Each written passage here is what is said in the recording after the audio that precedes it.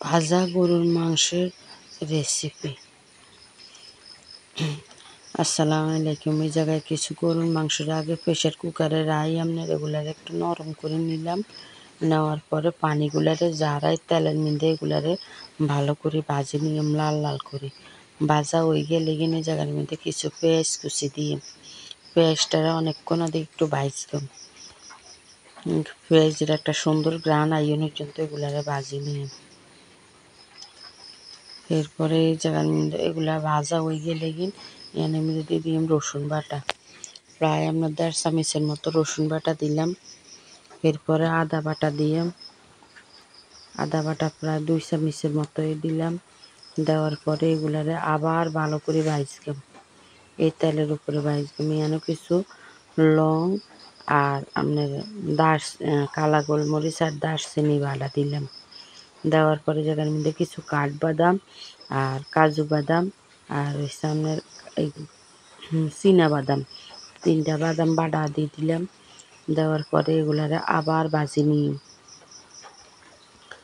এই যেগুলা একটু একটু দিলাম। দেওয়ার পরে এগুলারে ভালো করে ভাজি, এরপরে এগুলারে করি কষাই নিই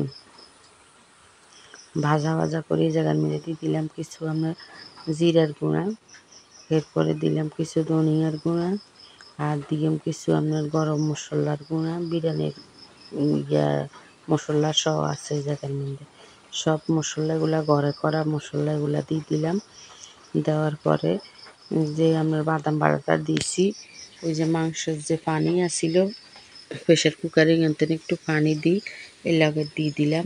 মশলাটা যেন না হোড়া যায় এটার লাগে এগুলা ভালো করে একটু কষাই নিলাম। কষানোর পরে যার মধ্যে হলুদের গুঁড়া আর মরিচের গুঁড়া, হলুদের গুঁড়া 1 চামচের মতন আর মরিচের গুঁড়া আপনার আধা চামচের মতো, যে যেরকম জাল খান ওরকম দিবেন। দিয়ে এগুলারে ভালো করে, এই যে আধা চামচের জন্য কিছু কম দিছি, আমরা জাল একটু কম খাইতে হয় এডালাই দিছি। আরও মশলার জাল আছে। এরপরে এগুলার মধ্যে ওই যে প্রেশার কুকারের তো আপনার যে পানিটা মাংস করা আসিল, সিদ্ধ করা আসিল, ওই পানিটা দিয়ে দিলাম। দেওয়ার পরে এগুলারে ভালো করে আমরা এবার করে নিয়ে বুনা করে নিই। বুনা বুনা হয়ে গেছে, এবার আরও এগুলারে করিলাম ভাজা করিলাম। এগুলারে এক পর্যায়ে ভাজতে ভাজতে আপনারা একবারে চুলার মধ্যে হয়ে যাইব, মশলাটা আলাদা হয়ে যাইব আর মাংসটা আপনার আলাদা হয়ে যাইব। এরপরে এগুলারে ভালো করে ভাজি নিয়ে গুড়ি গুড়ি লাড়তে হইব। লাড়া শেষ হলেই যে আমার মাংসটা রেডি। যদি আমার কাছে রেসিপিটা ভালো লাগে গরুর মাংস ভাজা রেসিপি, তাহলে একটা লাইক কমেন্ট শেয়ার সাবস্ক্রাইব করে দিন। আর যারা ফেসবুক পেজের তো দেখতেছেন তারা লাইক কমেন্ট শেয়ার করবেন। আসসালামু আলাইকুম।